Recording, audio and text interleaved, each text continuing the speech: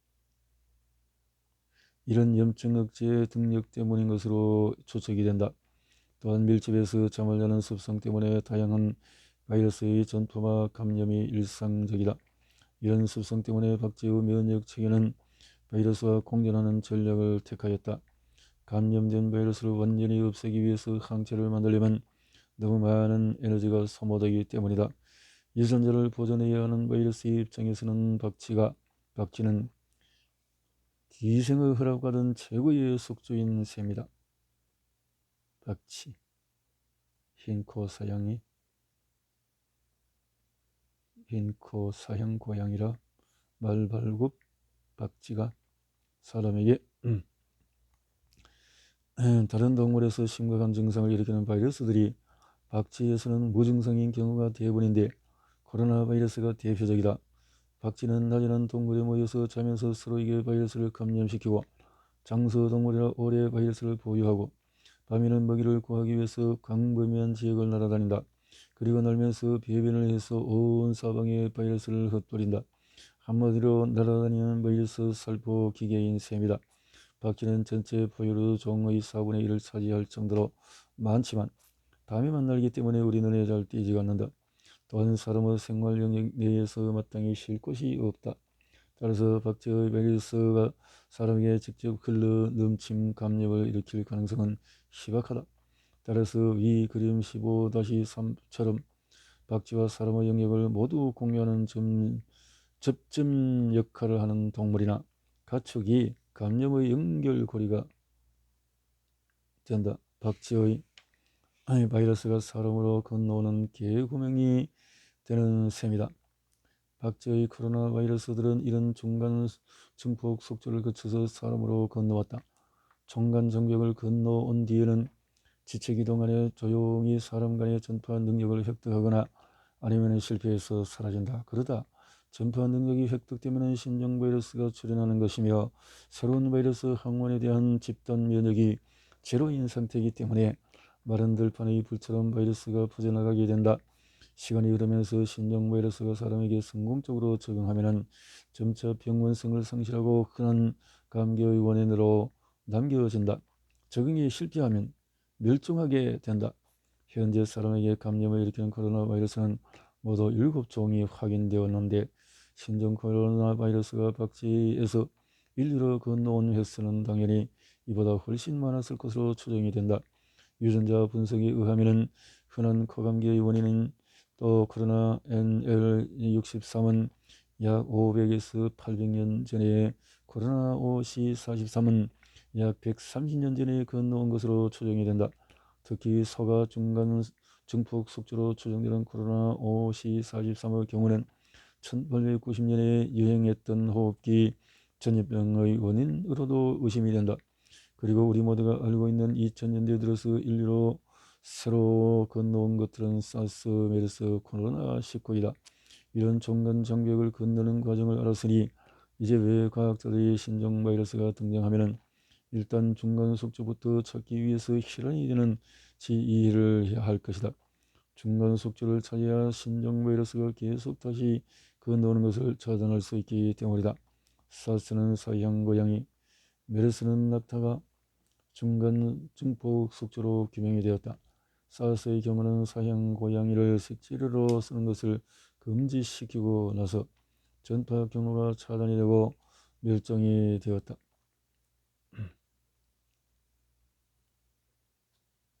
하지만 중동의 필수 가축인 낙타는 쉽게 도달할 수가 없어서 메르스는 여전히 산발적으로 유행하고 있다. 이번 코로나19의 경우는 아직 중간 숙주가 밝혀지지 않았다. 코로나19가 중간 숙주를 거친 것인지 아니면 바로 사람을 건너온 것인지 확인하는 것은 앞으로 신종 코로나 출현 예방에 있어서도 중요하다.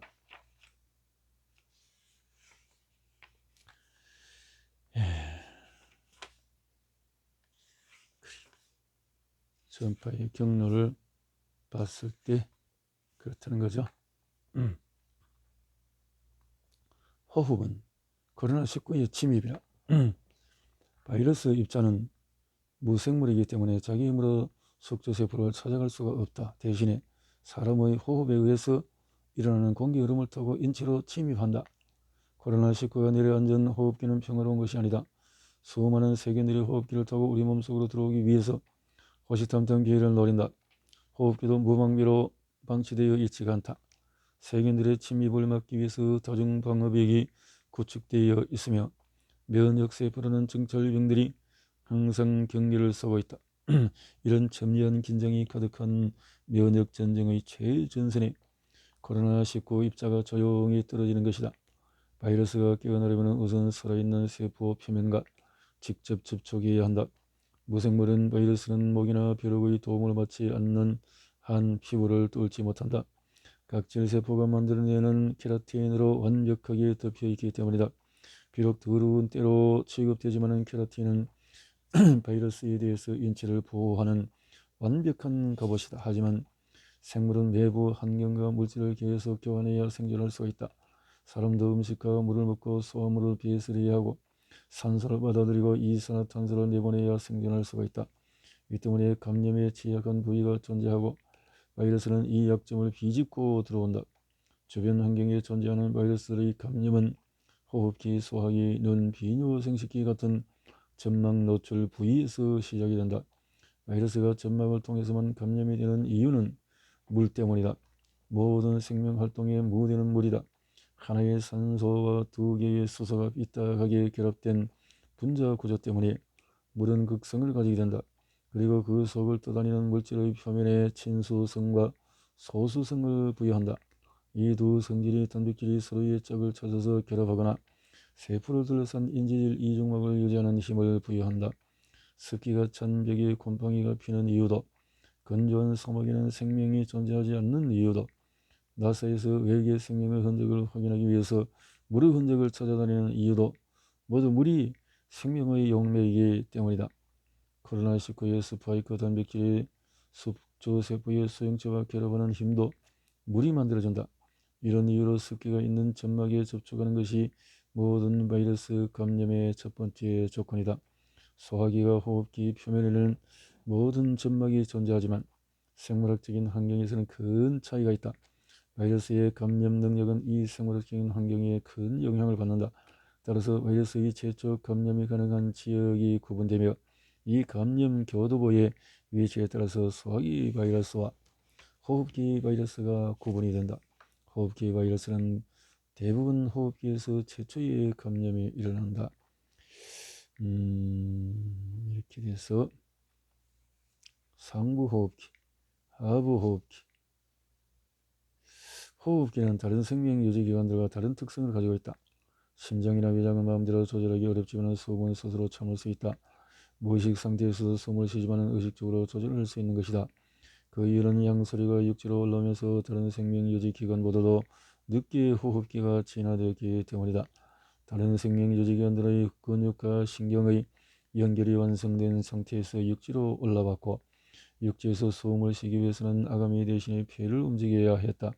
이를 위해서는 흉곽을 둘러싼 가슴의 근육을 이용하는 수밖에 없었다. 이런 이유로 폐 자체에는 근육이 없으며 수동적으로 움직인다. 그래서 흉곽에 물이나 공기가 차서 폐가 눌리거나 폐렴이 생겨서 흡박관이나 기관지가 막히면 숨을 쉴 수가 없게 된다. 진화의 과정이 수정란에서 태아가 발생해서 나가면서 그대로 재현되는 현상을 이보디보라고 한다. 태아의 발생 과정에서 폐는 식도 상부의 일부가 안으로 말려 들어가면서 만들어진다. 그 결과 기도와 식도의 상부는 이노드라는 공간을 공유하고 음식물이 기도로 넘어가지 않도록 막아주는 후두 덮개라는 별도의 장치가 필요하게 되었다. 식도와 기도가 겹치면서 생기는 문제는 떡을 먹다가 질식할 위험이 커진 것만이 아니다. 콧구멍과 입속에 있는 수많은 세균들이 이노드를 통해서 폐로 끝없이 흘러 들어간다. 생명의 중심 원리 때문에 호흡기에 해부학적인 문제가 있다고 진화를 거꾸로 되돌릴 수는 없다. 대신 감염의 위험을 극복하기 위해서 육상동물은 정교한 면역방어 시스템을 새롭게 진화시켰다. 호흡기 공기 통로의 표면은 점액으로 두껍게 코팅되어 있다. 유리잔을 닮은 배상세포가 계속 분비되는 점액의 특징은 아주 끈적거린다는 것이다. 이 점액의 주성분은 뮤신으로 우리 몸에서 만드는 가장 무거운 단백질이다. 그런데 뮤신의 전체 무게에서 80%가 당분이다. 이처럼 당분이 많이 결합되어 있어서 뮤신은 엄청나게 끈적거린다. 콜라를 쏟으면 엄청 끈적거리는 것과 동일한 원리다. 점액으로 코팅된 기관지는 계속 가지를 치면서 가늘어지기 때문에 안으로 빨려 들어가는 공기는 계속 점액과 부딪히게 된다. 그 결과 들이마시는 공기 속의 불순물이나 인후두에서 넘어오는 세균들은 점액에 들러붙게 붙어서 제거된다. 호흡기에 흡착식 공기 필터가 장착되어 있는 셈이다. 점액분비 세포가 있고 섬모상피 세포가 있고 목구멍 쪽으로 해서 쭉 폐 쪽으로 호흡기 상피의 점막 형성과 이동이라 숨을 계속 쉬기 때문에 점액도 계속 오염이 된다. 따라서 신선한 점액으로 서로 코팅해주는 필터 교환 작업도 끝없이 해줘야 한다. 배상세포가 신선한 점액을 지속적으로 공급하는 역할을 한다. 문제는 오염된 점액을 청소하는 것이다. 만약에 쉴 사이 없이 분비되고 오염되는 점액을 계속 치우지 않으면 기관지의 공기 통로가 막혀서 질식하게 될 것이다. 이 기차는 청소를 묵묵히 수행하는 것이 호흡기 상피세포다. 점액층은 끈적거리는 위층과 묽은 아래층으로 나누어져 있다. 인후 끈끈이 면역 시스템은 점액에 붙잡힌 병원체들의 항원들을 분사하고 적절한 항체를 만들어서 제거한다. 이렇게 호흡기는 세균에 대한 방어는 튼튼하지만 바이러스에 대한 방어는 상대적으로 취약하다. 그렇다면 바이러스의 입장에서는 호흡기가 아주 매력적인 증식 환경을 제공한다고 볼 수 있다. 작고 가벼운 바이러스 입자는 숨쉬는 공기에 섞여서 점막에 쉽게 접근할 수가 있고 축축한 점액에 일단 접촉하기만 하면은 수분의 증발로 인한 감염력의 소실 위험에서 벗어나 바로 숙주 세포로 감염시킬 수 있다. 또 상부 호흡기에서 증식된 바이러스는 다시 비말의 형태로 금방 배출되기 때문에 다른 사람에게 쉽게 전파된다. 그 대신 숙주를 감염시켜 존재할 수 있는 바이러스 입장에서는 속전속결로 증식하고 빠져나올 수 있는 최고의 명당 자리인 것이다. 반대로 호흡기를 방어하는 면역의 입장에서는 바이러스 때문에 골치가 아파진다. 상피세포의 감염으로 점액 배출 시스템이 망가지고 배출되지 않고 남아서 계속 증식하는 바이러스가 훨씬 많다는 것이다. 호흡기 상피세포가 바이러스에 감염이 되면 기능이 정지되고 점액을 쓸어내는 섬모의 움직임이 둔해진다. 그러면 바이러스 감염이 된 부위에는 오염된 점액이 점점 쌓이면서 처리되지 못한 세균들이 증식하게 되는데 이를 2차성 세균 감염이라고 한다. 감기에 걸리면 처음에는 맑은 콧물만 나오다가 심해지면 점차 누런 콧물과 가래가 나온다. 누런 콧물에는 면역의 기동 타격되어 있는 증상과 세균의 시체가 다량으로 포함되어 있는데 바로 세균 감염의 증상이다. 바이러스가 제거되지 않고 하부 호흡기로 감염이 진행이 되면 세균에 의한 2차 감염도 따라서 진행될 수가 있다. 호흡기 감염의 막장은 폐렴이며 흡합가리까지 들어간 바이러스나 세균은 모세혈관을 통해서 전신을 순환하는 피 속으로 쉽게 침투한다. 그러면 인체는 전신 감염이라는 치명적인 위기에 빠지게 된다. 이렇게 심각한 문제가 숨쉬는 공기를 통해서 들어온 몇 개의 바이러스에 의해서 연쇄적으로 일어날 수가 있다. 코로나19의 무서운 점은 이런 치명적인 경과가 아무런 임상적인 증상 없이 조용하게 진행될 수 있다는 것이다.